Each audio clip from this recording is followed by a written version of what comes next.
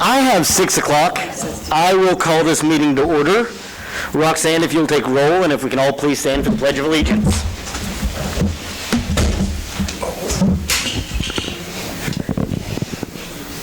Pledge allegiance to the flag of the United States of America and to the republic for which it stands, one nation, under God, indivisible, with liberty and justice for all. Council had time to review the agenda.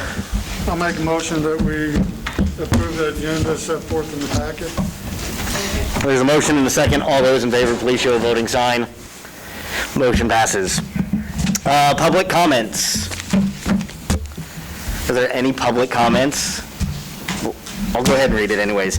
Persons who wish to address the City Council regarding items on the agenda may do so as that agenda item is called. Persons who wish to address the City Council regarding items not on the agenda that are under the jurisdiction of the City Council may do so at this time when called upon by the mayor. Comments on personnel matters, matters pending in the courts, or with outside tribunals are not permitted. Speakers are limited to 3 minutes.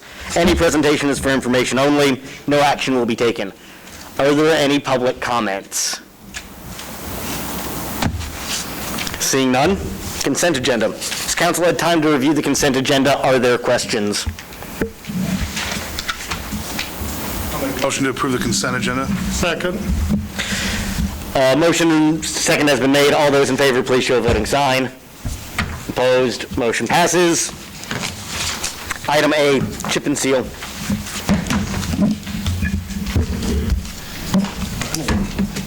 I don't see Dan here. I guess I'll take it.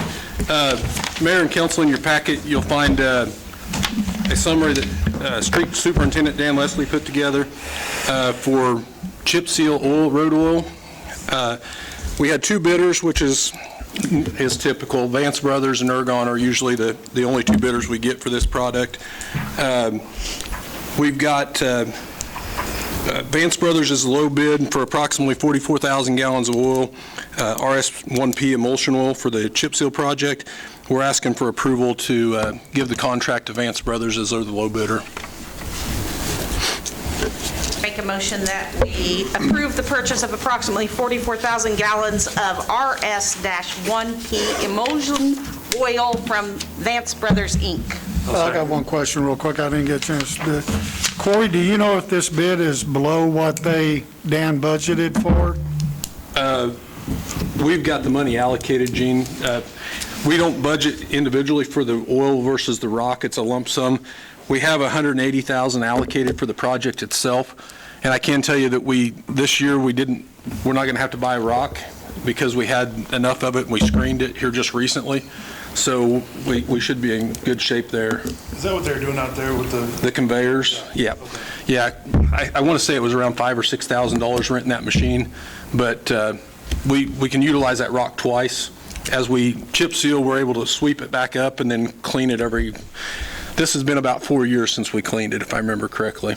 Now, on the new sweeper, was it used last year to sweep up the rock? Would have been around that time frame when we bought it. Do you right off the top of your hand, do you know with that new sweeper, were we able to retrieve more of it than in years past? Yeah, it definitely picks up better than our old machine, Gene. Okay. I'd second that motion. I've got a motion and a second. All those in favor, please show a voting sign. Opposed, motion passes. Item B, CBDG.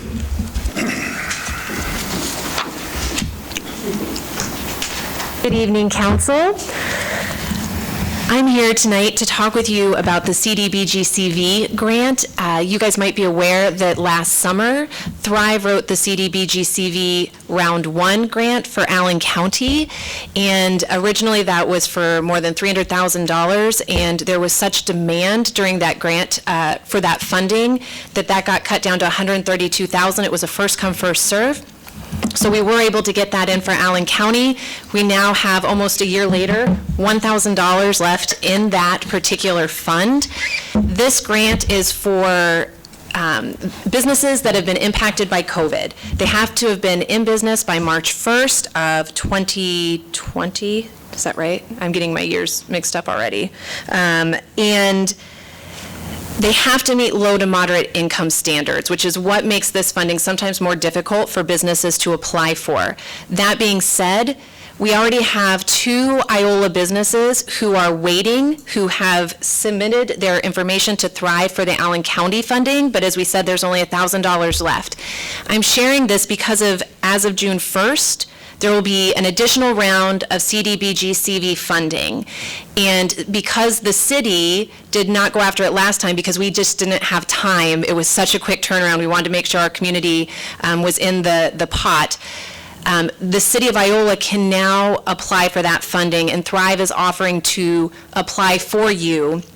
And this would be $150,000. Any business that has already received funding through CDBG cannot reapply, but there are some more, I would say there are less stringent guidelines than there were during the first round. So any business that applied for and received EIDL funding was not allowed to receive this funding in the past, and now they are. Homegrown businesses, businesses that work from home and home-based, thank you, and that's why Becky's up here with me, and agricultural businesses also are now able to apply.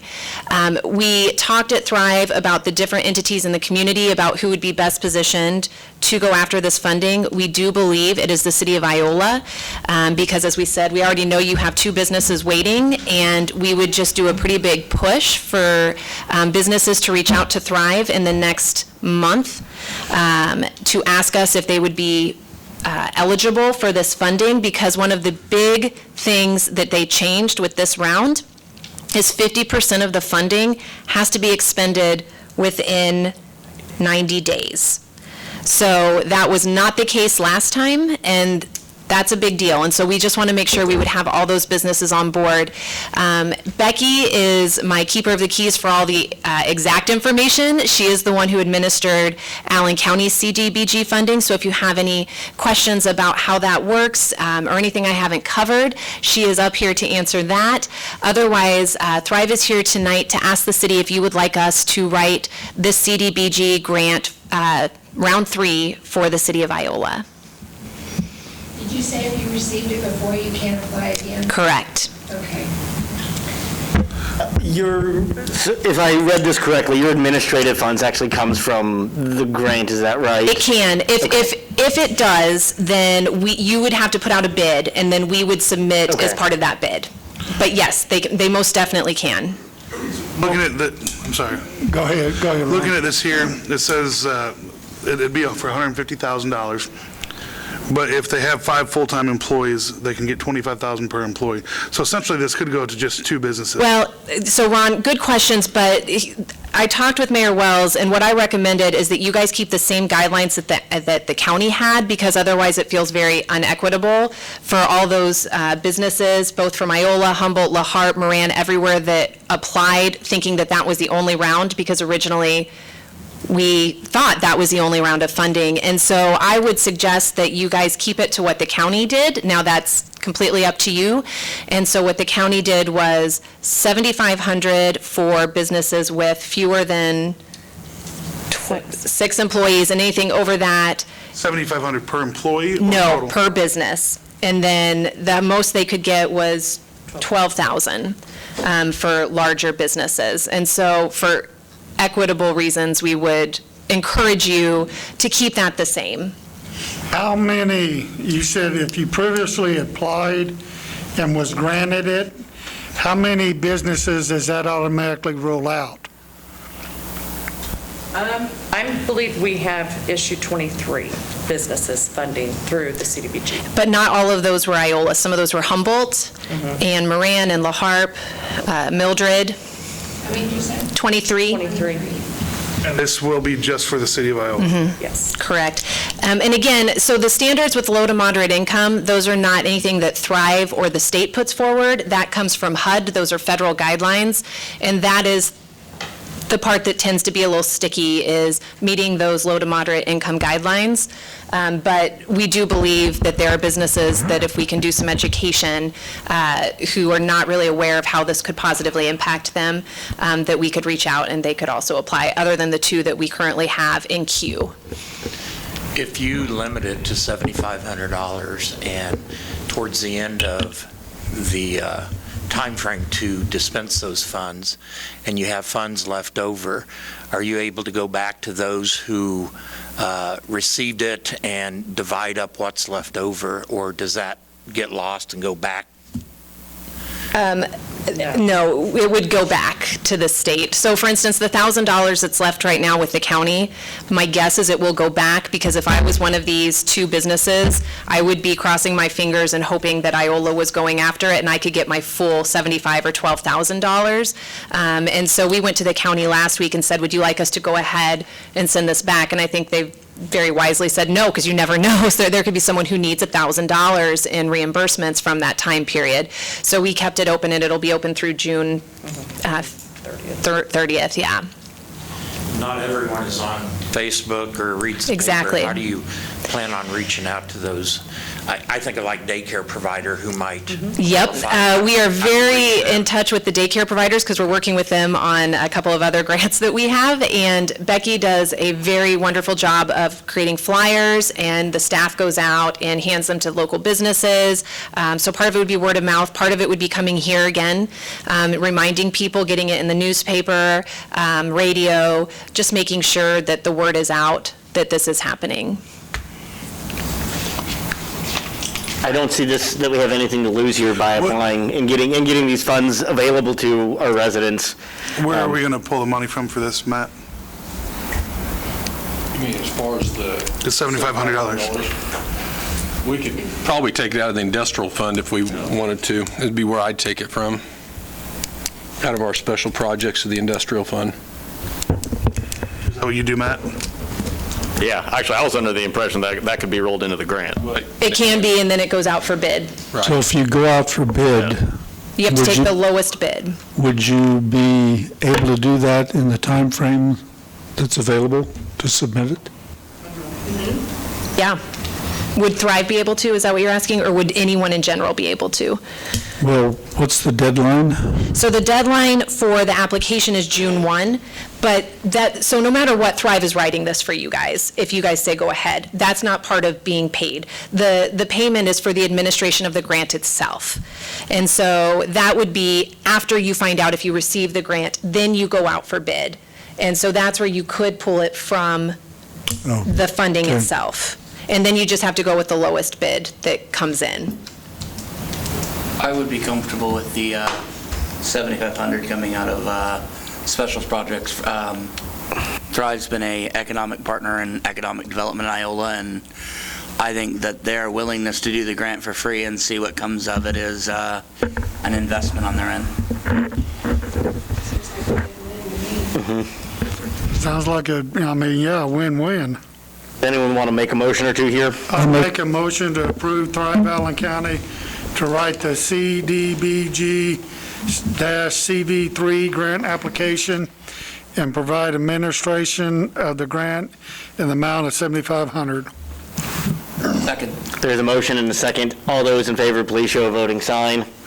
Opposed, motion passes. Thank you guys so much. We're not done yet. There's one more motion. Public hearing, right? Yes, thank you. I'm going to let Becky handle that. I think we just need to set the public hearing and there's, Meeting. at the next meeting, so does someone want to make that motion? I'll make a motion to set a public hearing for the CDBG CV4 grant application process on Monday, May 24th, 2021 at 6 p.m. CV3, are you all right with that amendment? CV3? Yeah, you said CV4, so. There are a lot of Whatever it them. was, yes, CV3. There's a motion and a second to set a public hearing, May 24th, 2021 at 6 p.m. at Riverside Park. All those in favor, please show a voting sign. Motion passes. One last thing, Leslie, when will you know if you get it? We will know July 1. July 1, okay. Yep, so we will definitely, and actually you guys will receive that email because we'll be submitting it for you. So it'll come straight to the city. Okay, Thank you guys. Thank you. Item B, no. Item C, Cedar Brook.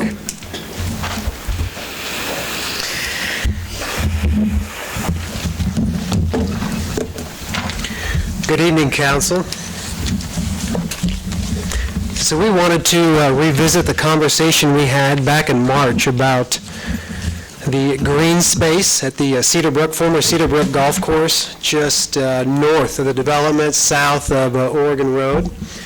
If you'll remember, we talked about creating trails, walking trails, biking trails, running trails in that area. We also looked at fishing, native plants, grasses, flowers planted in there, perhaps a dog park, bridges, benches, things of that nature. And at the time, the council's concern was really twofold. One, you were concerned about patrolling that area, if it would be an increased burden.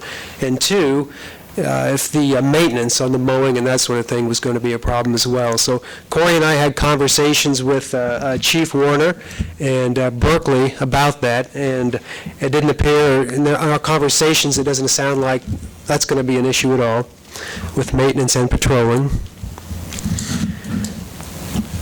One of the benefits of this is we talked about, how this would benefit the public, obviously with the green space, but it was also tied to taxes. And the city, if that was converted to a green space park, it would remove that from the tax roll, which would be an enhanced benefit. So we thought in review, we were looking at probably, $4,000 would create those bridges and really get us off the ground, and we would probably have that up and running by year's end. And so, does the council have any questions at this point? Berkeley, what is your opinion on the extra added mowing? Corey and I went through it today. So you can talk to the mic. We drove it today, and there's a lot of work to be done. There's a lot of work to be done. I mean, you're not just going to go out there with a mower and mow a path. I understand that. It's a swamp in a lot of the area. I do have some concerns, and I told Corey about going down that west side underneath them utility lines. I think we'd be smarter to tie it back in to the existing trail that's already there.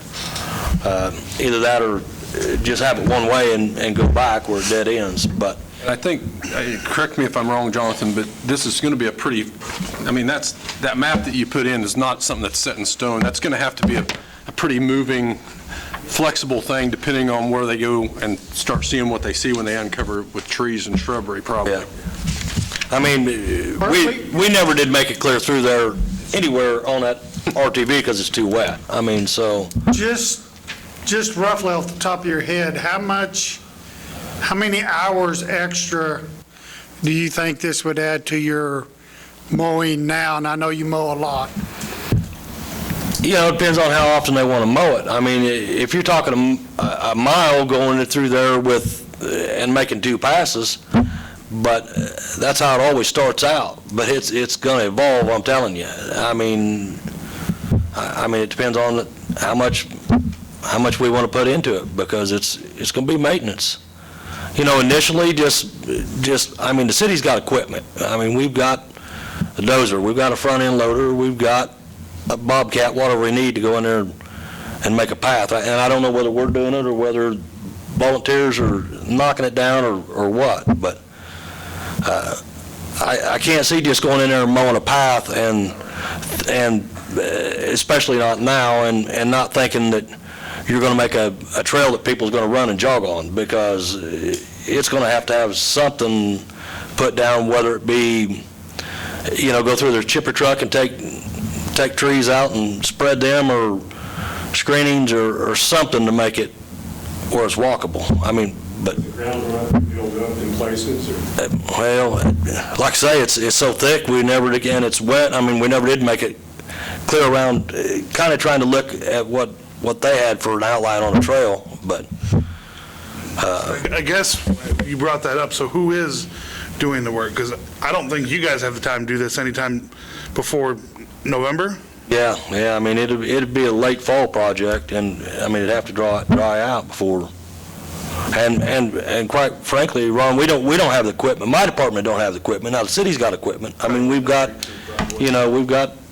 dozer, we've got track hoe, whatever. I mean, and to make them ponds and stuff where they're fishable, you're going to have to take out some vegetation. I mean, if you're looking about just starting a path through there, I mean, it's doable, but it's going to take some time. I told Corey probably the best thing would be, and I hate to say it, but probably shove a bunch of that dead stuff up and have some burn piles and burn it and figure out what you got there, because it's a thicket now. Jonathan, are you thinking the city's going to do this work, or what do they? Heavy equipment, obviously, those are things that, Thrive isn't in possession of, so we were going to lean on the city for this. We'll do what we can.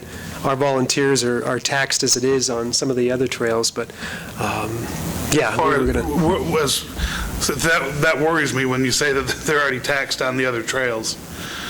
What part are they taxed on as far as taking care of them?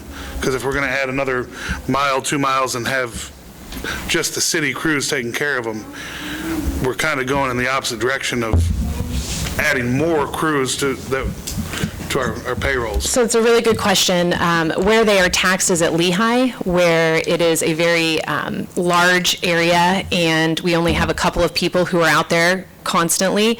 And so you're talking about two to five people, two that are predominantly there taking care of that area, and that's why they're taxed. And not to mention, there were some incidents earlier in the year where they needed to spend a lot of time out there that was unforeseen.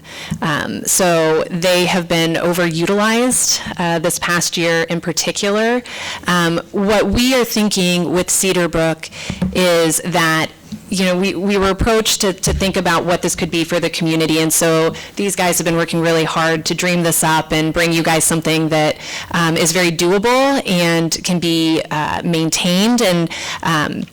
And so the idea would be that the city is a very strong partner that you guys lead and we back you. And so one of the things that we have done is we've written a grant that would allow for funding to come in, not this summer, but next summer. And so I'm listening to Berkeley here, and if what he's saying, which makes sense to me, is like we don't have time till the fall, well, I would tell you the fall, in my mind, would be a better time to be out there because, as they said, it's very wet right now. It's grown a lot since we've been out there a few times. And so there are times when it's just easier to do that work. And so, Berkeley, I'm going to look at you as someone who knows that way better than I do. But I think that would be an easier time frame, weather-wise, and with, the leaves coming off the trees and, the grass not being as lush, and it just feels like that could be a bigger fit. And we're not at all trying to push this as something that has to happen tomorrow. We would like to move forward with Wildlife and Parks to bring the fish guy out and have him look at the ponds. That is something Jonathan can talk further about, that people are very, very excited about in our community. We've been approached many times about the excitement over ponds to fish in here in city limits. But otherwise, really, what we were thinking is if we could even get started with any kind of path that starts making it feasible for people to get out there, that's a start. And this will be a process. It can't just happen overnight. So any kind of go that you give us that we can work on anything, we'll start working on it. But I do agree, there's a lot of stuff out there right now that needs to be cut back. If we get this grant, there will be, but there is not currently, and we'll know in June about this grant, and again, it would not be until next summer. And then if we don't get it, we will be writing again for it, because as long as you guys back it, we fully believe that Cedar Brook can be a wonderful amenity for our community. We've had, boy, I'm stealing your thunder. Jonathan has a lot of this written down. We visited Heartland about a month ago, and those residents are especially excited about fishing and a wheelchair-accessible dock that they could go out there on. I spoke to students at the college a couple of weeks ago and was approached about how excited they were about the idea of fishing and how they're always looking for places to fish. So that obviously looks to be one of the biggest hooks right now is the fishing ponds. But yeah, so Kim, no, the deadline in my mind comes in if we receive a grant where we have written something in a deadline. Right now, it's working with the city to just start moving forward and making something happen. I would think, too, thinking outside of the box, besides a trail and a recreation area, there's a big push through Thrive with Allen County Housing. We have a housing issue. We need to build more homes. And it's not that Iola's in the running for homes up there, but that's what initially that land was set back for. And I would think that anything we do to make improvements would look that much more appealing to any contractor that may come in willing to build homes.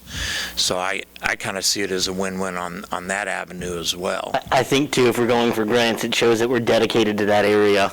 That we're making this kind of the focus area for our housing development, which we already know is the focus area for our housing development based on the plating and the utilities up there. I do think we need I would like to further explore the idea and address some of those issues. If we do need easier to hook into the trail or do a kind of different loop. But I think, we can start moving forward in addressing some of those over the summer into the fall. One thing I would like to do, John, is if you guys are okay with moving forward, is we need to survey it and get pins set. Because right now, we've got the property pins down in the Cedar Brook first and second edition, but we don't really have those boundaries really good and defined. I generally know where they're at, but I think we need pins set so we know for certain we're not over on that other property. As far as this grant goes, so is this the grant here for 8,000? Is that what we're looking at? I put the other year-old. Yeah, I was going to say, so I think it'll be, I think we're putting more than that. I think it was 15 that we were putting in there. So that would be like limestone screenings, maybe some benches. But that's just for 1 year? Yes. It would cover from summer of 2022 to spring of 2023. I mean, that doesn't go very far. What's your payroll, Berkeley? Oh, and wouldn't it be for payroll? Exactly. That would be for materials, so that you guys would have what you needed to create that trail. This is an expensive project, and this isn't even looking at just maintaining. We've got 3 ponds here that we're talking about fishing. That doesn't include stocking ponds. But that would be free. The stocking of the ponds is what we're bringing Kansas Wildlife and Parks in for. Are they going to continue to stock it every year? Because that's our understanding, yes. Okay, and treating the ponds and things like that? That's what they're going to do up front, and John, you can address that too. Yeah, so they're going to test the ponds initially to make sure that they will sustain fish, and if that comes back a positive, and then they'll maintain that. Throughout the entirety of it? Okay. I don't know, I'm not sold on this. This is an expensive project. It's a nice, we're essentially adding an entire park, and I guarantee you that this is going to add more employees to Berkeley. Yeah, I mean, long-term commitment. Absolutely. It will. I mean, it's... Well, I like the idea of what's being proposed. I like the idea of the trail and making a little bit more out of that area. I think if we start fairly modest and make trails that are more on the side of Lehigh, Portland, maybe wouldn't have the chat down. But if you would set some dates where we could advertise that you're going to start clearing, like November, December, January, in the cold months when we don't have chiggers and poison ivy. Yeah. And then let's see what kind of volunteers we can get out there to help clear, and then we can get a better idea of how feasible the amenities will become. But I think if we start rustic and don't open up a lot of avenues or open up a lot of requirements for regular mowing, but just make it a nice, I mean, if we clear the major stuff, just make it a trail, then it's not going to involve a lot of maintenance on Berkeley's part, as much as you would if it was like a mowed track that would need mowing once a month during the summer. I think let's start small and see where we can go with clearing the basic trail.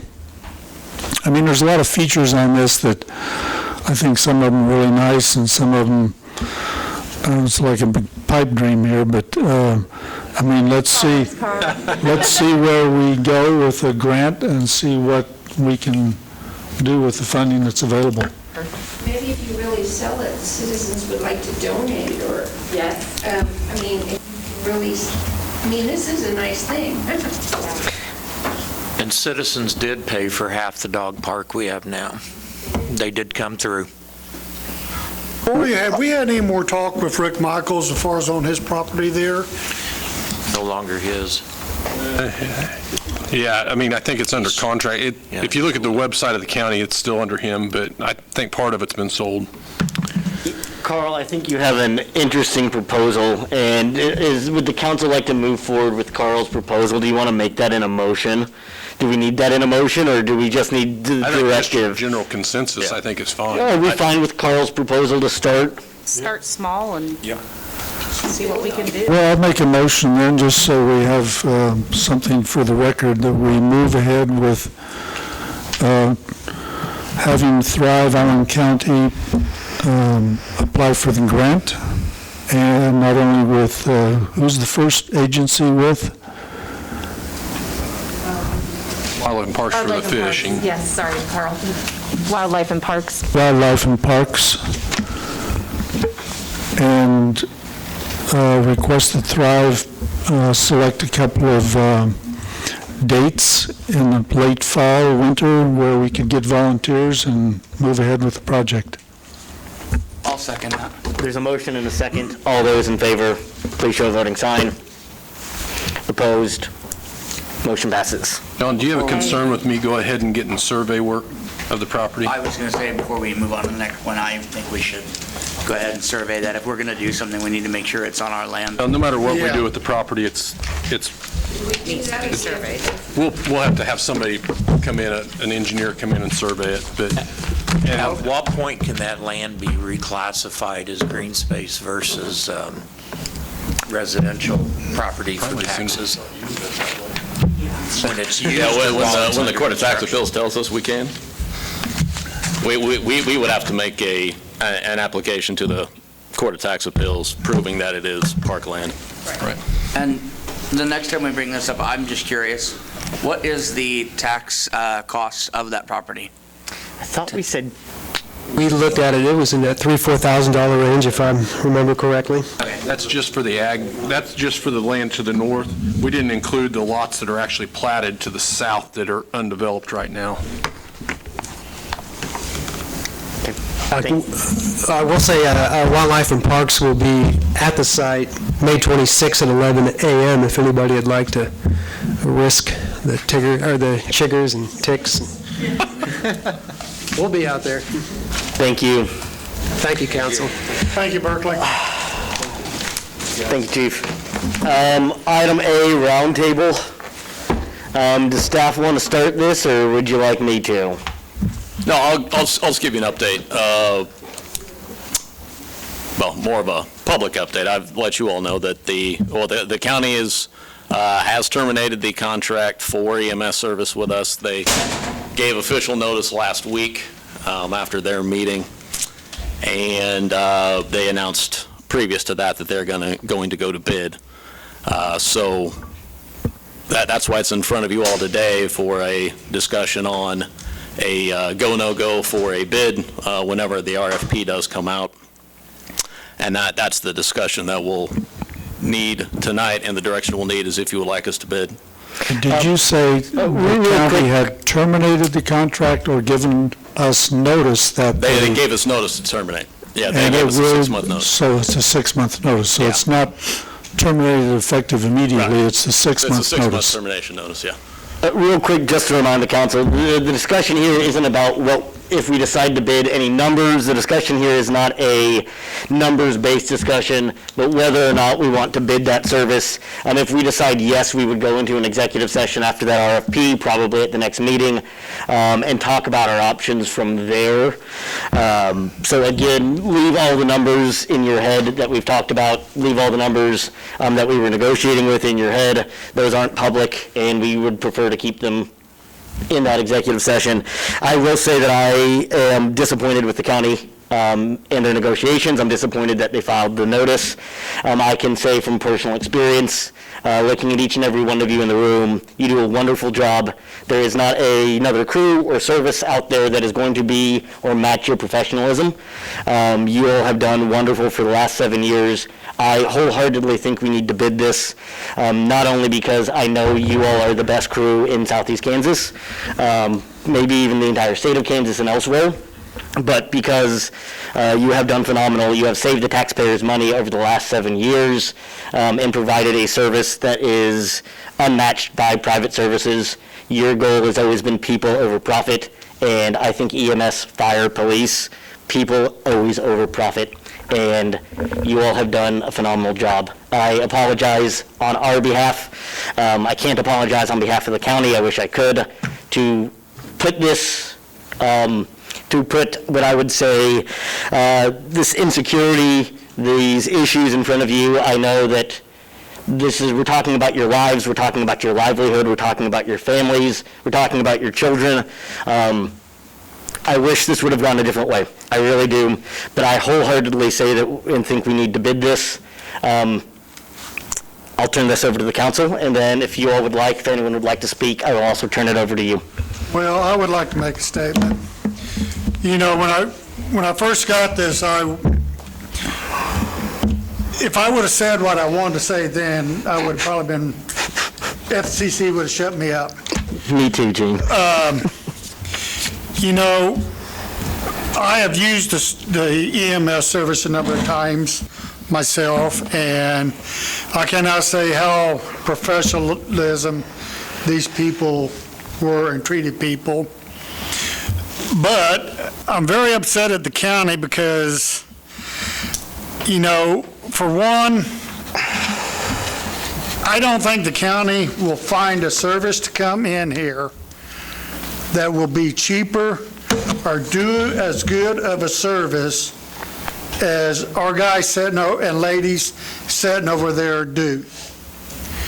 And two, this may get people mad at me and everything, but I feel the county is holding a grudge and partly mad at us over that fire that happened a couple weeks ago when we had everybody up there. And we was not able to respond like we normally would be able to do.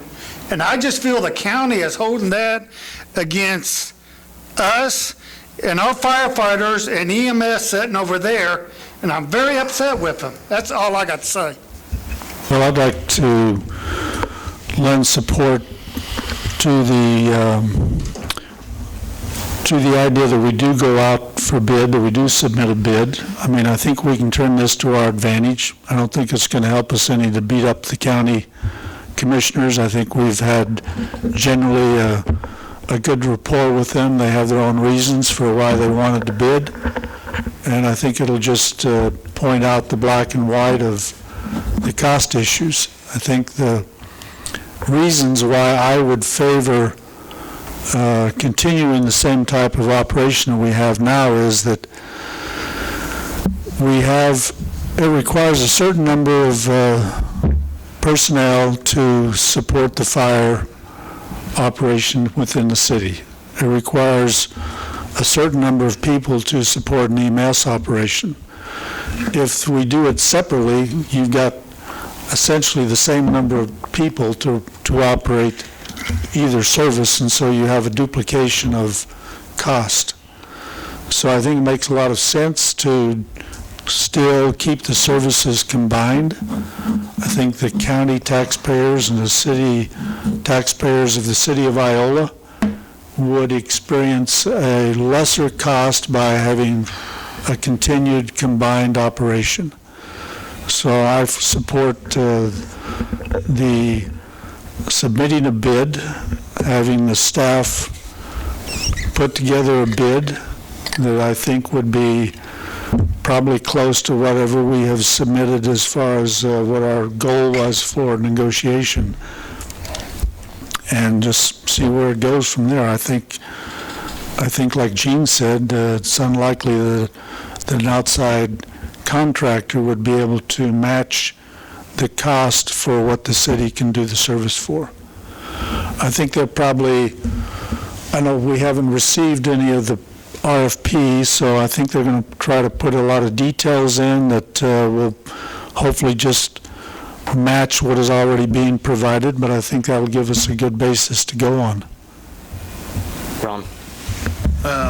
Well, I think with whatever we come to a conclusion with tonight, we owe it to everybody over there to give them direction on where we're going. I have trouble with them not wanting to do business with us exclusively, but I also understand that it's a contract and start to go out for bids. With that being said, I don't know that we necessarily should bid it out, and I would support running EMS just, that being the reason why is that with the RFP, they want to have 2 ambulances on transfers at all times. I know there's private companies that'll come in here and do it for cheaper. Let them. Well, That's what they want you to do. say if we operated 2 services, but I think the stipulation is with our current agreement that that is not an option. As far as I'm certain, we fulfilled our contract and we can go back to running the way that it was. Well, we can have an opinion on that, but I think That was the caveat of the whole thing. I think that's Contract. I think that's a little ahead. I think that's a conversation of whether or not we want to run an independent. Would be for, if we decide not to bid, then we can have that conversation, or if we don't get the bid, I think that's another conversation for us to have. Well, I don't know if it is for our employees, though, because if we're going to sit and wait for an RFP, and we have people that want to go out and look for different jobs, I don't blame them one bit. Yeah, you're right, Ron. We need to figure out to let our employees know how much longer they're going to be employed. If they're going to run 2 ambulances on transfers at a time, they're going to have 1 ambulance for this city. For the county, we're going to be without ambulances quite a bit. And I'm not prepared to let our citizens go without ambulances waiting 30 minutes to get off of a call. The reality is they've agreed not to give us a new contract. That's done. When we entered into this contract, I do recall something being said about whether or not you could go back. I agree wholeheartedly with you. You know, when I used to work for the sheriff's department, that fear of every 4 years, do you have a job yet? Are you going to have a job after election? Livelihood, stability is worth a lot.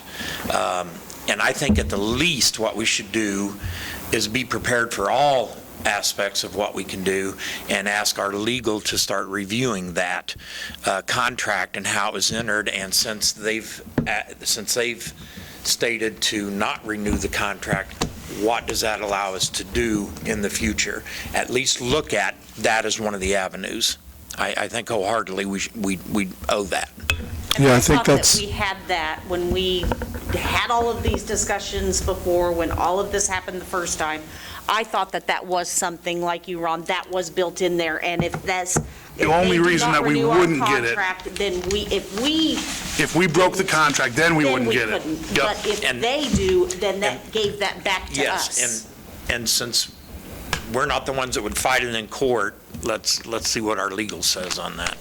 I'd like to get started on that. I agree with you. Wasn't there some stating in the reason that, or the contract that they had to, either party had to get just cause? No. Why to terminate the contract? No. It wasn't? Okay. You just have to give them 6 months notice. It's just a straight 6-month notice. So our discussion tonight, if I understand correctly, is just to decide whether we actually want to submit a bid. Yes. So we don't know what they're even asking for yet. But hold on, let me get over to Kim here for a second. We don't know that, but the idea is we can have that separate conversation. Do we want to have staff use their time, go through, prepare this bid, and come talk to us, and then we kind of tweak it at the next meeting in an executive session? Well, That's the questions we're don't we asking. have to wait and get the RFP first? So The we know RFP, I what- believe, comes out this week, is what I've been told. Hopefully tomorrow is what I've been told. Yeah, we're anticipating it coming out this week. I would safe bet that after their meeting tomorrow, during their meeting tomorrow, they will put it on the street then. We're working internally. We're already throwing out scenarios. The plan would be to have a draft of a response to you all by the next meeting that we would discuss in executive session under trade secrets. And we have multiple scenarios of what we think we I do. would say if you get that RFP tomorrow, and if you can come up with a rough figure by the first of the week to call a special called meeting and go into executive session That way we can keep the ball rolling. That way there's no waiting 2 weeks to go into executive. Okay, let me jump in. Hold on. What are you going to say? Go ahead. Okay, we're anticipating having 30 to 45 days to respond to this. If it is 30, which would be awfully fast for this kind of service, just off the top of my head. I mean, 1 month from sometime this week would be awfully fast. If it is that quick of a turnaround, yeah, I think a special meeting called to talk about this would be a good idea. I think if it's 45 days, that puts us into July. I think coming to the meeting, the next meeting in May, would be an appropriate time to do it. Yeah, Carl, you got interrupted there. Let me go back to you, and then I'm going to try to work my way around here. Well, I think the biggest challenge with this whole process is the uncertainty it gives to all the employees, not knowing what's going to happen. And if they gave us the RFP and then we have 30 or 45 days to prepare a bid, then you've got another month after that before you get results. It's that's going to be tough, not only for budgeting purposes, but for the employees wondering if they have a job. You know, it's not an easy thing to go out and get another job for a highly qualified worker. Something else to consider too is if we go through all this and then we decide that we're going to go back to running EMS in the city, getting all of our stuff back in line to run the service again wholeheartedly in the city. Kim, thoughts? I'd like to bid it out. I mean, I think we should bid it. Submit a bid, you mean, yeah. And then go through all this other talk everyone's discussing.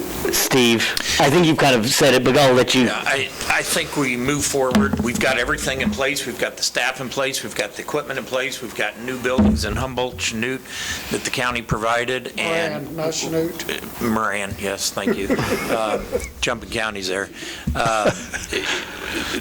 There's no great loss to at least move forward and let the team behind us know that we're going to fight for them. But on that avenue, I would really encourage our citizens of Iola to speak up.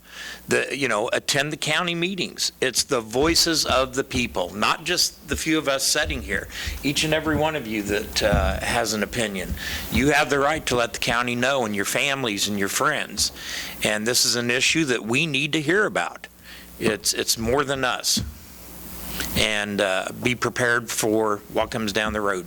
Continue discussions for other aspects of what may be. Nancy?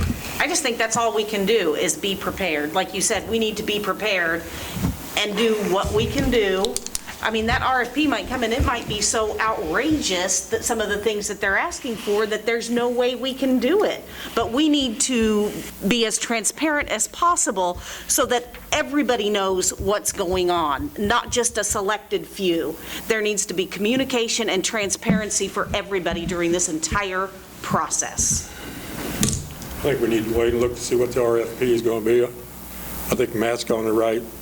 He's looking at scenarios. He's going to look for the easy way, and then we're going to have to look at the hard way of doing it. And again, if we agree that, it sounds like we're agreeing that we at least want to explore the option and to put some real thought and go out to bid on this, we'll have that other conversation back there next 2 weeks from now, or depending on it in a week. That may change if, again, they come up with things and says you need a helicopter and an airplane 24/7. That may change our mindset, but at the same time, I think we've got, we're moving forward with at least two things. Does the council agree on Steve's proposal to at least begin sending over to our legal counsel to review that contract? I think, Ron, I would say maybe we go with Brett. Oh, well, yes, okay. Yeah. Agreed. Yeah. Thank you.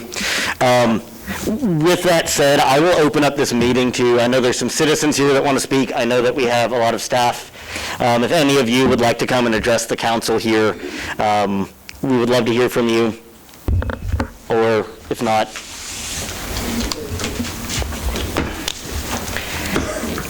and And as you go up, just for the newspaper, make sure to give them your name. Okay.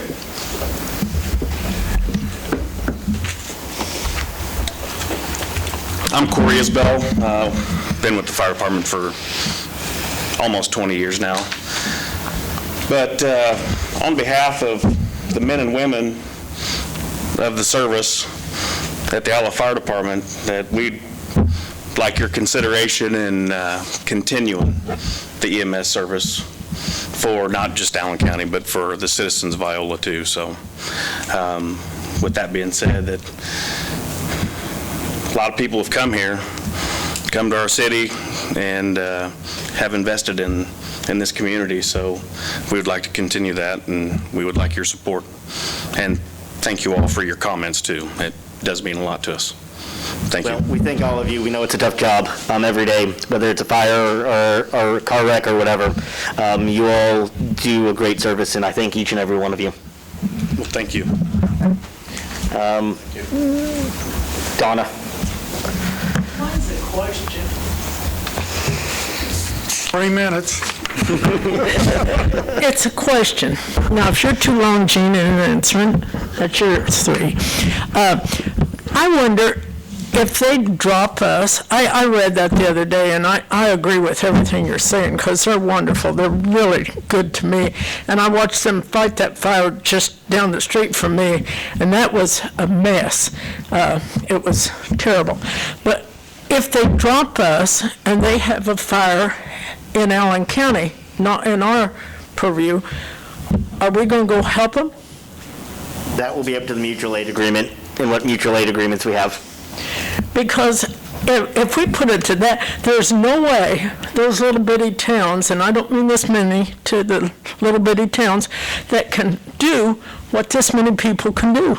I don't think the proposed arrangement would affect any of the current agreements on fire support. That's what I was wondering, because we do go out there. We go to Pittsburgh, we go to other places when they have problems. And I was wondering, do we just say, okay, we're not going to help you if they won't let us in? That's my question. Would anybody over here like to comment? I see several of you that aren't normally here.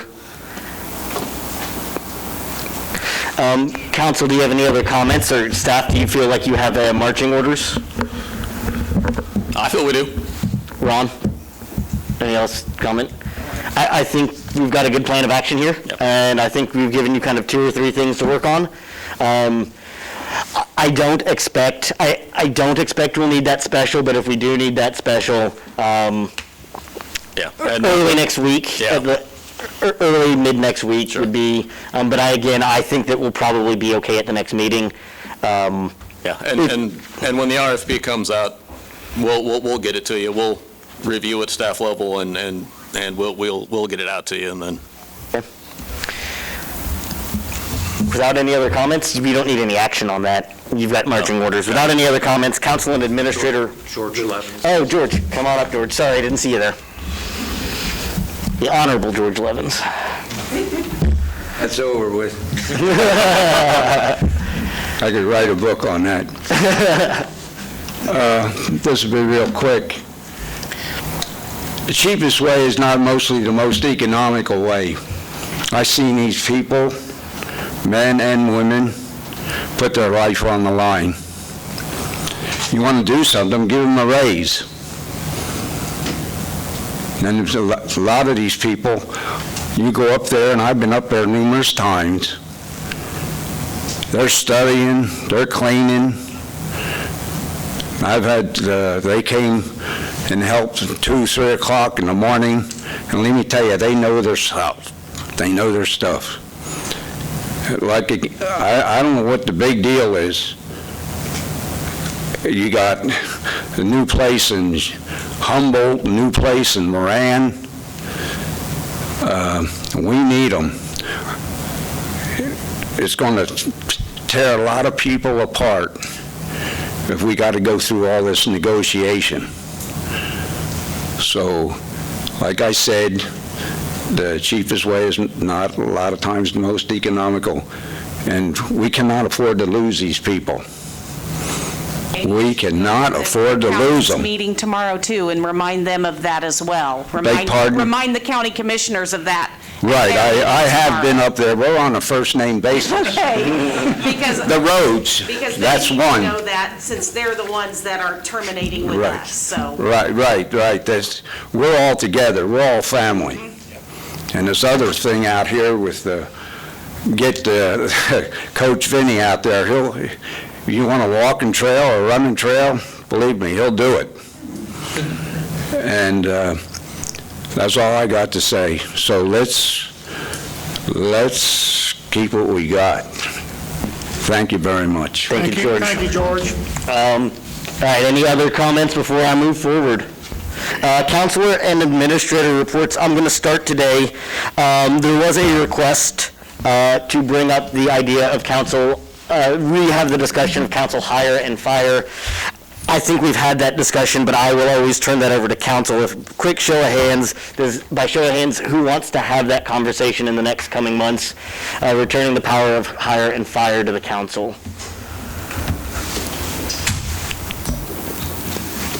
If we get a light agenda, we'll bring it back. But with just two, it's not a pressing concern as we go into budgets, as we go into the EMS discussions.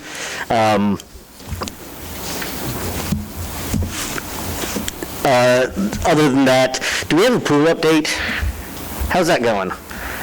I'm sure Donna's dying to know. The pool, staff hired and all that kind of. Oh, moving along, and hired, trained, et cetera. yeah. Okay. And then plan to be open on Memorial Day weekend. We just need warm weather. Are we? And I take it there'll be an update about selling pool passes and all that on our Facebook account soon enough. Okay. Other than that, stay safe out there. Again, on Lincoln, I'll say this every time, the crosswalks on Lincoln with the yield sign aren't suggestions. I noticed our electric crew was out Sunday, yesterday, up on South Walnut, between West Street and Madison. I just want to say, appreciate those guys coming out on Mother's Day. I don't know if they was trying to evade their spouses or but they had something major, but they had the road blocked. The other thing, I received a complaint on the tall grass at 1450 Montana Road. The people that live there are in the county, but they say whenever they mow that or bale it, they're getting a lot of mice and stuff into their homes. I passed it on to our city administrator, but I just want to know if there was a follow-up on it.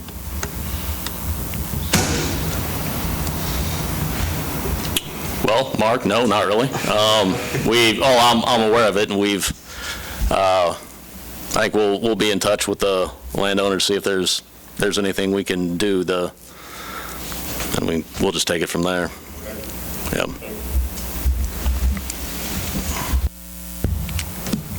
Corey, why is the Mopac Trail called the Mopac Trail? Well, the reason we've called it that is it's an extension of what we've already got. A lot of the Mopac, or what I call the true abandoned Mopac, is actually been reverted back to the landowners. The piece that we're going to take that extension through is probably the oldest rail, I think, in the county, be my guess. It was abandoned a number of years ago, and I think it's the MKT and something. Missouri, Kansas, Oklahoma, Texas, I think is. So, for a lack of better terms, I thought it was easier to make that just the extension because it's an extension of that trail that's existing today. I was told by a citizen, he was concerned because he said it is not the Mopac Trail, it is part of the Katy Trail. And so I just wanted to get that clarification out in the open as to what trail that is. So other than that, I want to congratulate all of the college students that graduated last Saturday and congratulate our seniors that will be graduating this coming Saturday from Iola High School. Job well done. So that's it. Thank you. Nothing further. I'd just like to make an announcement that I plan on this week refiling for election for my position. I feel like, I can't say that, Roxanne? Yeah, it's a. Cat's out. Other than that, I'll make my motion in a minute. Okay. I want to thank you guys for doing what you do. I didn't really have anything to add to it, but thank you guys. What about an IT position? A what? IT position. Budgeted for it last year. It is budgeted. I would say that we're having the talks about, coming up in the next coming months about that personnel study. We should probably hold off until we have some of those larger talks. But if you read your weekly update, those talks are going to be coming soon. Did I step on your toes on answering that? No, I was kind of under the impression that was something that, even though it is in the budget, we would have to come to the governing body for final approval on. And I'm not quite there yet. Okay. And I do have a few items. Thankfully, nothing major happened at the state level. The session ended well for cities, all in all. There were some property tax bills that were lingering around, but ended up being put off, at least for this session, so there was no property tax lid put in at 3:55 in the morning and then, passed by 5. The property tax lid is done. The, what's the phrase? It's escaping me right now. The revenue neutral rate, that's now the new fancy catchword we're going to be dealing with during budget time. It's my understanding the county will calculate that for us, and then if whatever levy we decide to do, any revenue above that, we'll have to have a motion in a second to pass the budget, but we're not under any property lid constraints now. That's all I have, Mayor. Anything else out of staff? Okay. Make a motion that we adjourn for the evening. Second? Motion's been made and seconded. All those in favor, please show a voting sign. Opposed? Okay. Motion passes. Because you would have to pay a vote. He always opposes. That's his thing.